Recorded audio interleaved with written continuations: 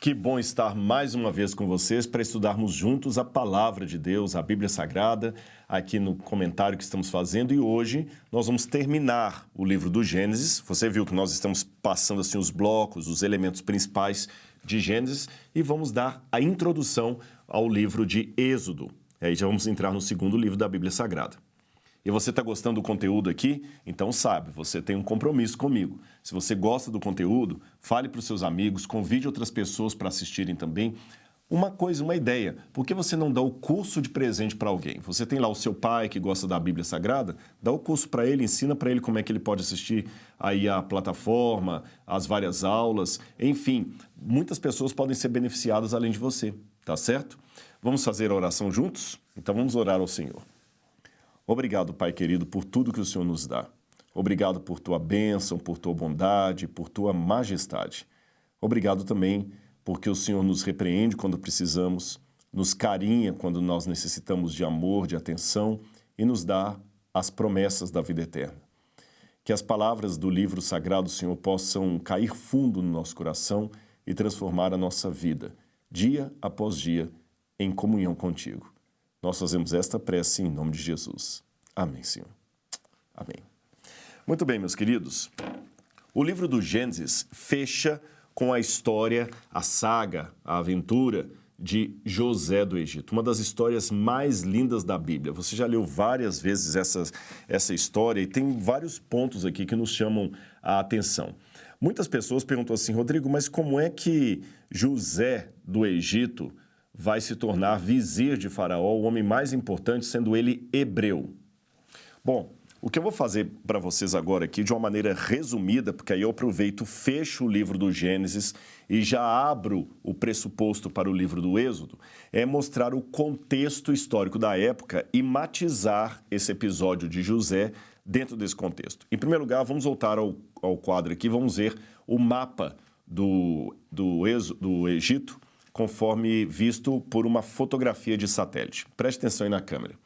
Você está vendo aí na sua tela o Grande Egito. Toda a parte que está em verde é cor original e a parte que está em terra também é cor original.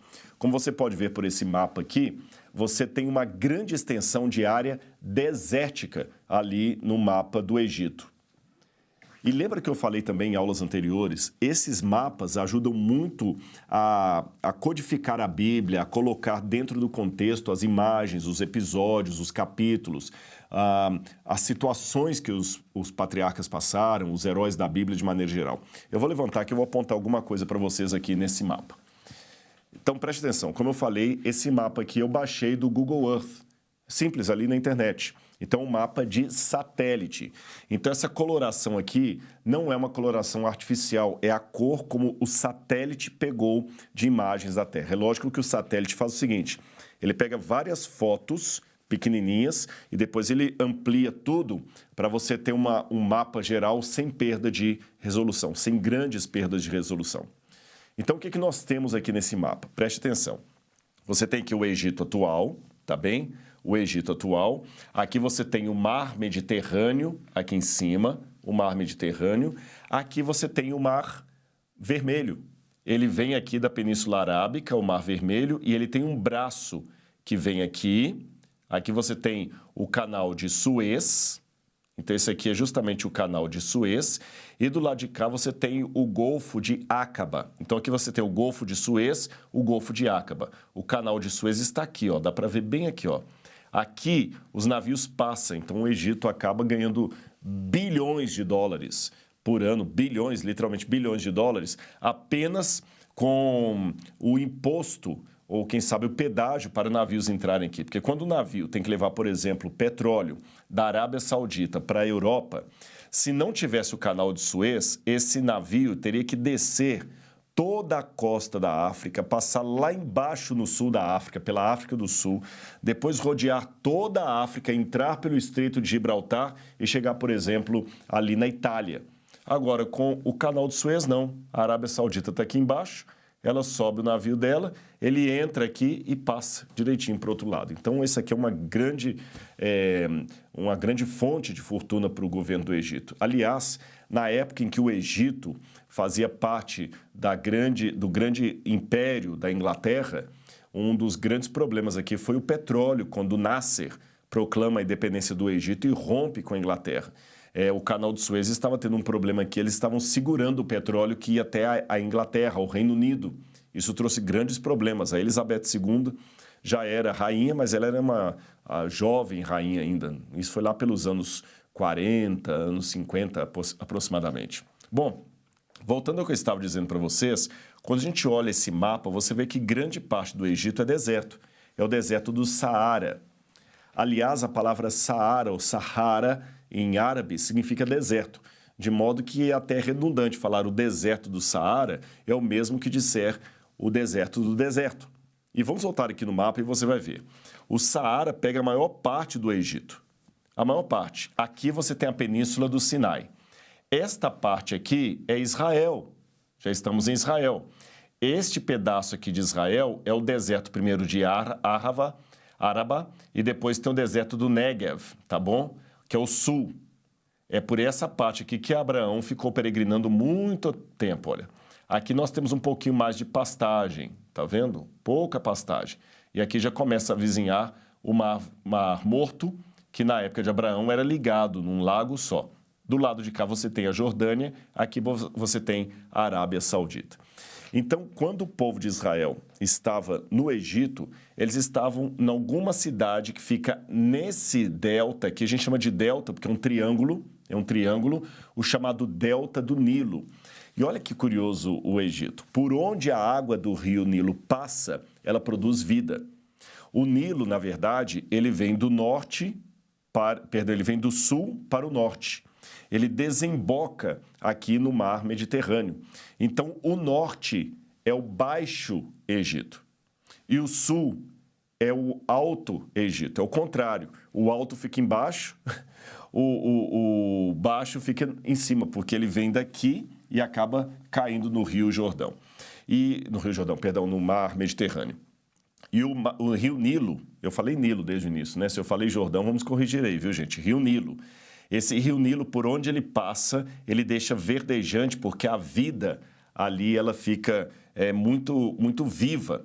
Por isso que para o egípcio era nobreza, era uma questão de virtude, nascer e morrer ao lado do rio Nilo, tá bom?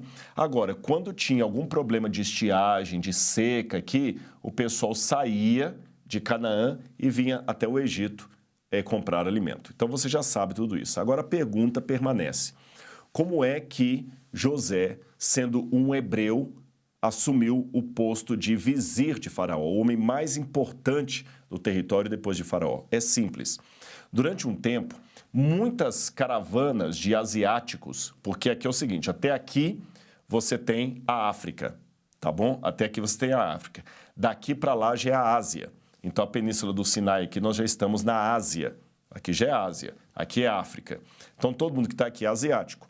E quem vinha de Canaã era asiático. E vários cananitas, e quando eu falo cananita, eu quero repetir um conceito que já falei em aulas anteriores. Cananita é um nome genérico para vários diferentes povos que moravam na região de Canaã. Vários. A Bíblia os chama de cananitas. Poderiam ser, às vezes, hititas que já moravam aqui. Podiam ser os filisteus, não necessariamente aqueles da época de Davi, mas povos do mar que moravam aqui eram cananeus. E também os ixos. Eles começaram a migrar para o Egito e, uma vez chegando no delta do Nilo, não voltavam mais. Ficavam ali.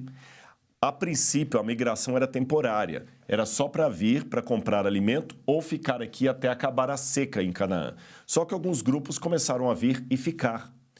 Seria mais ou menos, fazendo uma comparação, como o grupo de emigrantes que vão chegando nos Estados Unidos, ou imigrantes, né? Imigrantes quando saem da sua terra, imigrantes quando chegam.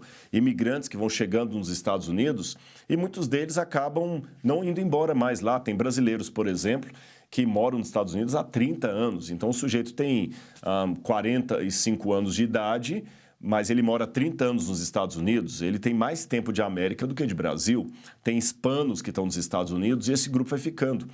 Isto causa a sua marca no país. Tanto é que, se você olhar, quem conhece os Estados Unidos, dentre vocês aqui, já viram que em Miami, por exemplo, tem setores de Miami que você escuta mais espanhol e português do que inglês. Há bairros inteiros que você pode sair falando português e espanhol o dia inteiro, que dificilmente você vai ver um americano.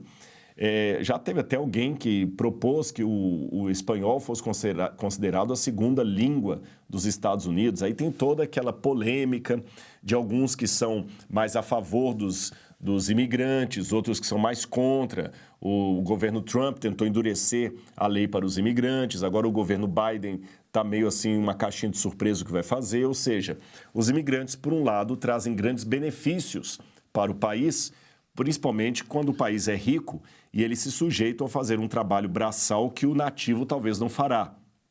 Por outro lado, o imigrante pode trazer também uma mão de obra, às vezes desqualificada, que pode trazer problemas. É claro, tem imigrantes também que chegam para ser empresários, médicos, advogados. Eu não estou querendo agora pejorar todo mundo que é imigrante. Estou apenas fazendo uma comparação de um assunto que é polêmico. Alguns veem com bons olhos, outros não. Alguns reconhecem o papel do imigrante no país, outros acham ruim.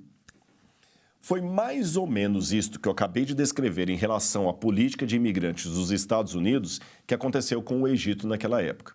O Egito estava recebendo muitos imigrantes de fora, muitos estavam chegando, e alguns começaram a tomar conta do delta de tal forma que no momento de fraqueza do Egito, eles conseguiram automaticamente assumir o poder. Foi o período chamado período dos Ixos. Então preste atenção. Quando a gente analisa o Egito de aproximadamente 1600 a.C. até pouco depois de 1500 a.C., esse período é chamado período dos Ixos.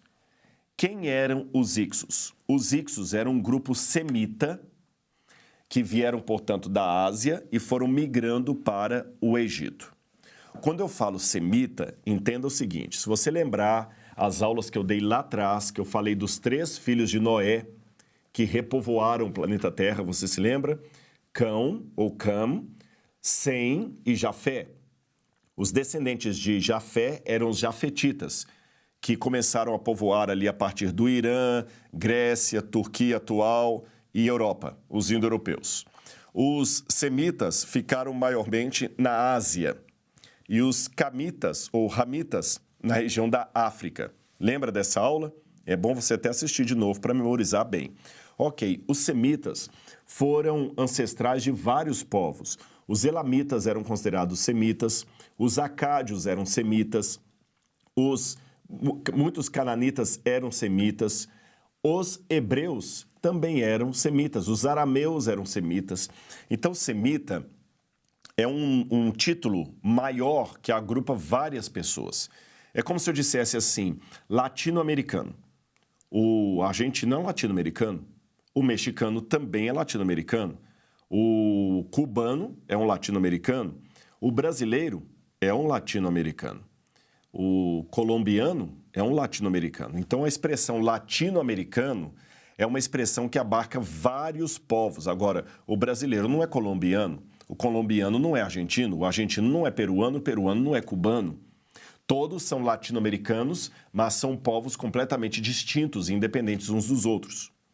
Da mesma maneira, o semita é um título maior que abarca hebreus, cananeus, alguns tipos de cananeus, não todos, os elamitas, os hititas, como eu falei com vocês, os edomitas também são semitas, todos esses são semitas. E entre o grupo dos semitas, tinha um específico chamado os Ixos. Esse grupo, os Ixos, quando eles foram para o Egito, eles conseguiram, depois de um bom tempo ali, de imigração pacífica, tomaram o poder, deram um golpe de Estado.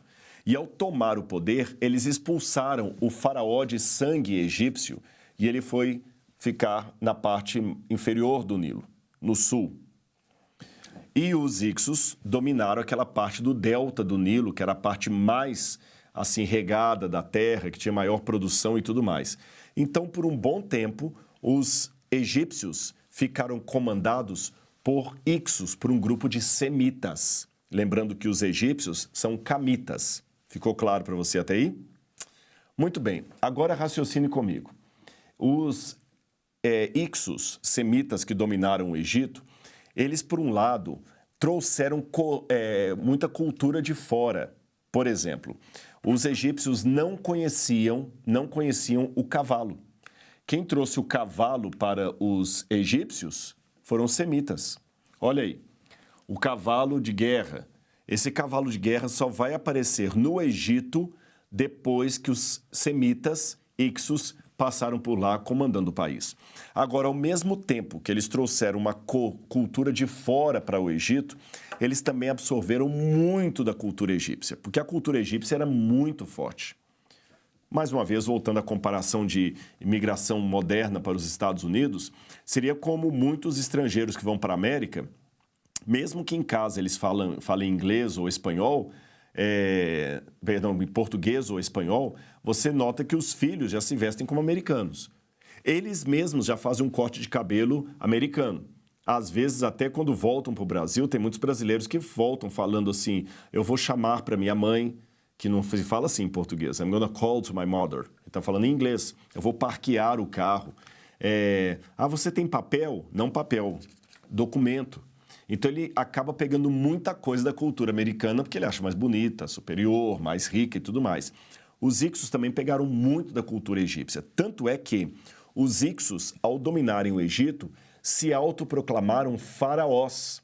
De modo que durante algum período houve 2 faraós do Egito governando concomitantemente. Um faraó de sangue egípcio, expulso do delta do Nilo, morando lá embaixo no sul, numa região feudal, e o faraó Ixo, aquele de sangue Ixo, como Seche I, que provavelmente foi o pioneiro da dinastia dos Ixos. Então vamos voltar aqui no slide, você vai ver o território que os Ixos dominaram. Os Ixos dominaram não apenas o norte do Egito, mas por serem semitas, eles tiveram também grandes extensões de domínio em toda a região sírio-palestina, ou seja, a região de Israel, do Líbano também, a Fenícia, eles dominaram toda essa área. Veja mais uma vez no mapa aí. A parte em roxo está escrito o Reino Feudal do Egito, onde ficou o faraó egípcio, assim como eu diria, ilhado ou deportado na cidade de Tebas. E no norte, os Ixos dominaram o poder. Eles trocaram a capital. Lembra que eu falei na época de Abraão, a capital era Mênfis? Os Ixos vão colocar a capital em Avares, que hoje seria o sítio arqueológico de Tel el-Dabá, Avares. E dali eles comandavam todo o Egito. Agora, com isto colocado, fica fácil entender por que José do Egito conseguiu ascensão governamental. Na minha opinião, José do Egito viveu nas terras de Faraó durante o reinado dos Ixos. Então, foram os Ixos que dominavam o Egito quando José foi levado escravo para lá e acabou ganhando notoriedade diante de Faraó e se tornou um conselheiro de Faraó, o primeiro-ministro dele, o vizir de toda a terra do Egito. E é interessante que os Ixos trouxeram muita tecnologia de fora. Existe, por exemplo, essa construção aí, esta específica, é da ilha de Elefantina. Você tem uma porta, aqui você tem o rio Nilo, e essa porta tem uma escadaria, você consegue ver? Preste atenção, tem uma escadaria nela. Essa escadaria é chamada de nilômetro. Eu vou explicar para você como é que funcionava. Você tinha as águas aqui no Kilimanjaro, no Nilo Branco. Então, essas águas, elas são geralmente águas que aumentam a pluviosidade delas, o nível pluvial delas, a partir do degelo. Quando a neve começa a derreter, o nível da água aumenta. E ao aumentar aqui, ela aumenta o nível do rio Nilo. Então, os egípcios, graças à época dos Ixos, alguns pensam até que José pode ser o inventor disso aí, eles começaram a monitorar o nível do rio Nilo para saber se aquele ano era um ano de seca ou um ano de chuva. Lembrando, no delta do Nilo não cai chuva como nós estamos imaginando. Até que em Alexandria lá cai, mas no Cairo aqui embaixo não cai chuva. No máximo uma garoa, no máximo. Eu lembro que uma vez eu estava no Cairo e dentro do carro só havia eu de brasileiro, os outros todos egípcios, era uma van. O sujeito começou a gritar, olha, tá chovendo, tá chovendo, tá chovendo. Eu tomei um susto. Eu estava dormindo assim, eu tomei um susto. E eu, cadê chuva? Procurei uma garoa. É que para eles, aquela garoa ali parecia uma chuva. Seria como para um brasileiro cair uns floquinhos de neve aí, e ele falar, puxa vida, está nevando no Brasil. Que não tem nada a ver com a quantidade enorme de neve que cai, por exemplo, lá em Massachusetts, ou lá no estado de Michigan, que você dá vários índices de altura da neve. Bom, o fato é que, por não chover, eles medem se aquele ano será um ano de fartura para colheita ou não, pela altura do rio Nilo. E o nilômetro que eles construíram ajudavam a prever isso. Então a água sobe ali naqueles degraus e eles vão demarcando qual a altura que a água atinge. Vamos ver mais uma foto aqui. Você tem do lado de dentro do nilômetro os vários degraus. E onde a água sobe, você sabe se é um nível como os reservatórios de São Paulo. Se está num bom nível, se entrou no nível morto, alguma coisa parecida. Outra foto do nilômetro olhada de cima para baixo. Alguns até cogitaram, se não seria, estou repetindo aqui, José, o inventor dos nilômetros. Agora, é curioso que a Bíblia fala que depois que José consegue a ascensão dele ali no Egito, os irmãos de José descem até as terras de Faraó para negociar alimento. Isso eu já falei que era uma prática comum. E eu tenho aqui um exemplar de uma parede do túmulo de Beni Hassam, lá em Tel El Amarna, no Egito, que mostra um grupo de asiáticos vindo às terras de Faraó justamente para negociar alimento. Preste atenção no quadro. Você tem os líderes do clã e todos eles estão vestindo vestes multicoloridas. Perceba, são vestes de muitas cores. Além disso, tem uma outra imagem aqui que novamente coloca os líderes do clã com uma veste colorida, enquanto os empregados têm apenas um saiote branco. E mais à frente você tem o egípcio com uma pele mais escura, um corte de cabelo diferente e um cavanhaque diferente dos hebreus ou asiáticos. O nome do líder do clã está em cima, Absai, que é um nome tão semita como Abraão, como Isaac, como Jacó. É um nome semita, Absai. Eu não posso dizer que Absai era hebreu, mas ele era pelo menos semita e estava indo com um grupo dele para negociar alimentos no Egito. Foi desse jeito que Jacó chegou. E esta túnica multicolorida dos líderes do clã ali pintada na parede, nos dá uma ideia de como seria a túnica de José. É curioso que a Bíblia fala que quando Jacó, que amava José mais do que os seus irmãos, resolveu dar um presente para José, ele deu uma túnica. E olha o que diz o livro de Gênesis, capítulo 37. Gênesis, capítulo 37, versículo... Vamos ver aqui, só um minuto. Capítulo 37, versículo... só um minuto. Mandou fazer... Aqui, ó. Versículo 3. Ora, Jacó amava mais José do que todos os seus irmãos, todos os outros filhos, porque era o filho da sua velhice. E mandou fazer para ele uma túnica talar de mangas compridas. Essa expressão, túnica talar, pode admitir outra tradução. Talar vem do espanhol talones. Talones significa a panturrilha ali, a região mais baixa da perna. Então, isso vem do latim também.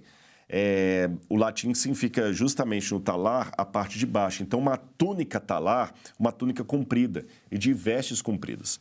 Agora, em hebraico, a expressão ketonet parsim pode ser traduzida por túnica multicolorida. Por que multicolorida?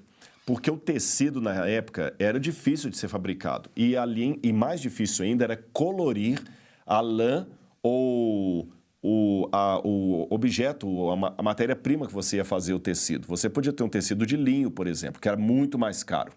E para tingir o linho ou a lã era muito custoso. Eles tinham processos naturais, por exemplo. A lã podia ser tingida de vermelho usando cebola, usando noz moscada, usando cochinila, que é aquele vermezinho que colore o iogurte, que é o verme. Eles usavam aquele verme, esmagavam. Algumas conchas do mar que eles esmagavam. Você tinha a tinta ruiveiro das tintas, ou tinteiro dos ruivos, o nome de uma árvore assim, que eles pegavam aquela tinta também produzida da casca, parecido com o pau-brasil, e tingiam a roupa. Então, para tingir um tecido era muito caro. E a cor mais difícil que tinha de se obter a partir dos matizes era o vermelho. Então, é provável que a túnica de José não fosse apenas comprida, mas uma túnica de muitas cores. Agora, as duas traduções são possíveis. Túnica multicolorida ou túnica talar, comprida. Qual das traduções seria a correta? Para mim, o painel de Beni Hassam dá uma ideia. Como os líderes do clã estão usando uma túnica multicolorida, provavelmente foi uma túnica multicolorida que Jacó mandou fazer para José, similar a essas que estão na parede de Beni Hassam. Aliás, eu tenho uma frustração porque eu gravei em Tel El Amarna, já estive em Beni Hassam, e o túmulo onde está essa fotografia está fechado. Eles não deixam ninguém entrar, mas depois de alguma conversa e tudo, o guia deixou entrar. Eu fiquei admirado ao ver com os próprios olhos a parede de Beni Hassam, mas ele não deixou tirar uma fotografia sequer. Então, essas aí vieram da internet. Continuando, então, foi assim que termina a saga do Gênesis. José sendo o vizir de Faraó e convidando os irmãos dele e o pai dele para morarem nas terras de Faraó. Agora, é curioso, já vou fazer um spoiler aqui, José morou na época dos Ixos. Lembra? O Egito tinha Faraó egípcio. Aí vieram os Ixos e assumiram o poder. Quando os Ixos deixam o poder, o Faraó volta. Eu vou explicar isso melhor quando a gente entrar em Êxodo capítulo 1. E o Faraó que volta inaugura a 18ª dinastia. E o que eles fazem? Querem repelir tudo do período dos Ixos. É por isso que o Êxodo começa com uma nota dissonante dizendo o seguinte, Êxodo capítulo 1, Êxodo capítulo 1, versículo, só um minutinho, subiu entre mentes no Egito, vamos ler aqui, foram muitos que morreram, nesse tempo, verso 8, nesse tempo levantou-se um novo rei sobre o Egito que não havia conhecido José. Bom, se José estava governando na época dos Ixos, é normal que o novo rei não conhecesse José, porque ele expulsou tudo que era memória do período dos Ixos ali do poder. E provavelmente esse rei era o rei Amose I. Mas sobre isso nós vamos falar com mais detalhes quando entrarmos em Êxodo capítulo 1. Agora eu quero mostrar para você uma introdução geral ao livro do Êxodo. Então nós já terminamos o Gênesis, vamos começar Êxodo. O nome Êxodo, como está em nossa Bíblia, vem da tradução grega do Antigo Testamento, a chamada Septuaginta. Ali ela traduziu o segundo livro por Exodos. Exodos, ex em grego, é a preposição de saída. Você fala, por exemplo, em inglês, exit, saída. Você fala assim, o meu ex-emprego, o emprego de onde eu saí, tá bem? Então, rodos, em grego, é caminho, rodos. Por isso que você fala rodoviária, rodovia, roda de carro, roda é caminho. Então, ex-rodos, caminho de saída. Assim que o livro recebeu o seu nome na tradução grega da Bíblia, que acabou influenciando as traduções em português. Mas no texto hebraico, o nome do livro não é Saída do Caminho. Vamos olhar aqui na tela. O título do livro, como eu falei, vem de duas palavras gregas, a preposição ek, que quer dizer movimento para fora, e rodos. Então, ex-rodos, significa caminho para fora. Êxodo, portanto, seria o caminho de saída e se refere à saída do povo hebreu. Na Bíblia hebraica, contudo, o título do livro é Shemot, que quer dizer nomes. Você se lembra que eu falei Shema, o verbo escutar, chamar? Então, Shem é nome, Shemot é o plural, nomes. De acordo com o hábito judaico, os livros eram intitulados a partir de suas primeiras palavras iniciais. Eu falei disso quando estudamos o Gênesis. O Gênesis em hebraico começa assim, Bereshit. Por isso que os judeus chamam esse livro de Bereshit. Nós chamamos de Gênesis por causa da tradução grega, que é Gênesis, de origem, geração. Mas os judeus chamavam de livro do Bereshit. O texto do Êxodo em hebraico começa assim, Veyeler Shemot. Estes são os nomes. Veyelet Shemot. Esses são os nomes. Então, eles traduzem por Shemot. Ora, Ali tem uma série de fortes intervenções miraculosas, onde Deus julga o opressor e liberta o povo de Israel da escravidão, concedendo-lhes leis e mandamentos que deveriam regê-los como indivíduos e como nação. Quem seria o autor do livro do Êxodo? De acordo com as tradições judaica e cristã, Moisés seria o autor. O próprio livro indica que Deus ordenou Moisés que escrevesse aquelas instruções. Isso está em Êxodo, capítulo 34, versículo 27. Eu vou ler para você. Êxodo, capítulo 34, versículo 27, diz assim: O Senhor disse ainda a Moisés: Escreve essas palavras, porque segundo o teor destas palavras, fiz aliança com você e Israel. Então, o próprio livro testemunha que Moisés foi o autor. Mas é claro, muitos críticos da Bíblia acabam discordando disso. Lembrando que, como eu falei em aulas passadas, quem discorda de algumas coisas, se dizendo um teólogo cristão, está tendo a arrogância de se dizer maior do que Jesus, porque no Evangelho de Marcos, capítulo 12, versículo 26, Marcos, capítulo 12, versículo 26, diz assim, vou ler para vocês. Quanto aos mortos, que eles de fato ressuscitam, vocês nunca leram no livro de Moisés o trecho referente à sarça, como Deus lhe falou? Quem está fazendo essa declaração aqui? Jesus. Olha o que Jesus falou. Vocês nunca leram no livro de Moisés.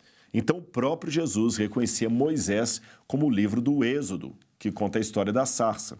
Então, quando você diz, Moisés nem existiu, Moisés não foi o autor do livro do Êxodo, cuidado se você é um teólogo cristão, porque você está desmentindo o próprio Jesus, que é o fundador do cristianismo. Vamos continuar. Em que data o Êxodo foi composto?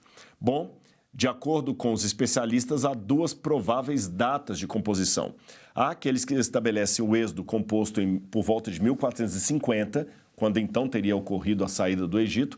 Outros colocam que o Êxodo seria na época de Ramsés II e vão jogar o Êxodo lá para 1270, tá bom? Eu acredito nessa datação mais antiga, que o Êxodo, tanto a escritura do livro como o próprio evento, aconteceu ali na época de Tutmoses III e Amenhotep II.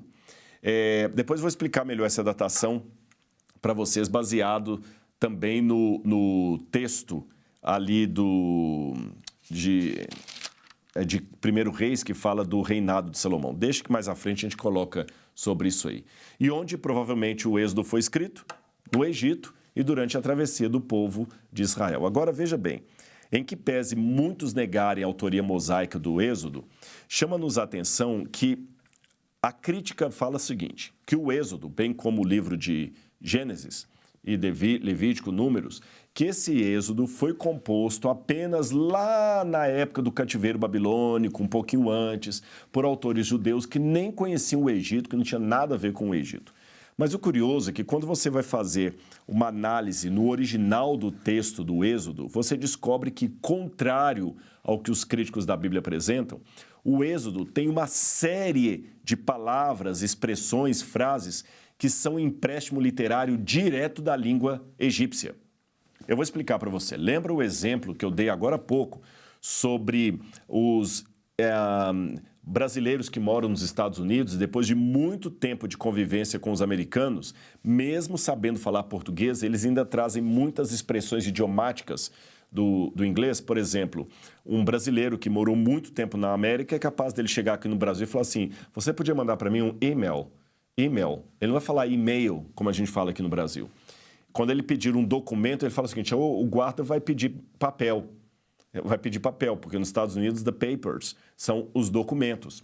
Se ele tem uma reunião com alguém no outro dia, ele vai falar assim, eu tenho um apontamento com o meu advogado. Eu não tenho um apontamento, eu tenho uma reunião. Quando ele fala apontamento, ele está pegando um empréstimo literário do inglês, que fala I have an appointment with my lawyer. I have an appointment. O apontamento aí é uma reunião, um compromisso, tá certo? Assim como aconteceria nesse exemplo que eu dei, era de se esperar que o autor do Êxodo, sendo de criação egípcia, como é o caso de Moisés, que o Êxodo estivesse repleto de expressões egípcias, principalmente naquela época. em que a cultura passava tanto de uma mão para outra, e é exatamente isso que nós vemos hoje comprovado. Vou mostrar para você. Benjamin Newman, ele escreveu um artigo muito interessante, que eu coloco aí na tela para você, apenas a introdução dele, sobre empréstimos de palavras egípcias como evidência para a autenticidade do Êxodo e das tradições do deserto. Então, o autor ele fez um levantamento de várias palavras que aparecem aqui no livro do Êxodo, que não são definitivamente palavras hebraicas, porém palavras egípcias. Aqui estão algumas delas. Você tem a palavra taquia, que pode ser um selo ou um anel, e você tem a palavra dabita, que também é egípcia. Ou seja, essas palavras que aparecem no texto hebraico são palavras que, segundo o autor, vêm diretamente de um empréstimo literário do vocabulário egípcio, demandando a certeza que quem escreveu o Êxodo era alguém de matiz egípcio. Agora eu vou ler mais um trecho para você desse mesmo artigo. Olha o que o autor fala. Eu deixei de propósito o texto em inglês para que você possa depois acompanhar aí na internet.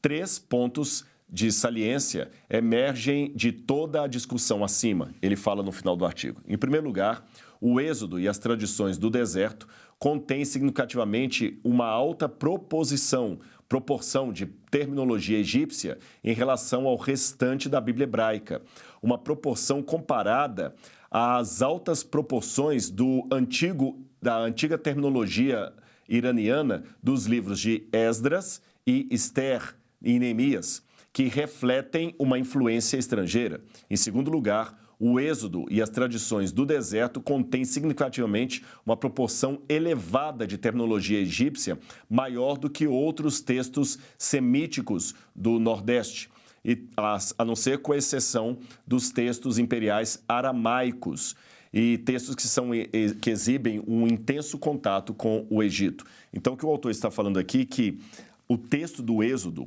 possui uma proporção de palavras e empréstimos literários da literatura, do jeito de falar egípcio, muito maior do que de outros. Só está em pé de igualdade com esses textos aí imperiais aramaicos que tiveram uma influência muito grande do Egito. Vamos continuar. Em terceiro lugar, pelo menos algumas das palavras emprestadas egípcias são encontradas no Êxodo e nas narrativas do deserto, que foram emprestadas durante o período da última idade do bronze, ou do bronze recente. E, dessa forma, muitos outros empréstimos também são emprestados a partir disso, e muitas palavras são emprestadas a partir disso. O articulista ele conseguiu perceber não apenas que o Êxodo tem uma gama de palavras emprestadas do Egito, mas de que época egípcia nós estamos falando. Isso é importante. Porque, por exemplo, quando eu digo que o brasileiro está emprestando muitas palavras do inglês, eu tenho que saber se ele está emprestando do inglês de agora ou do inglês do século XIX. Por exemplo, o inglês do século XIX dificilmente falava you, falava thou. Né?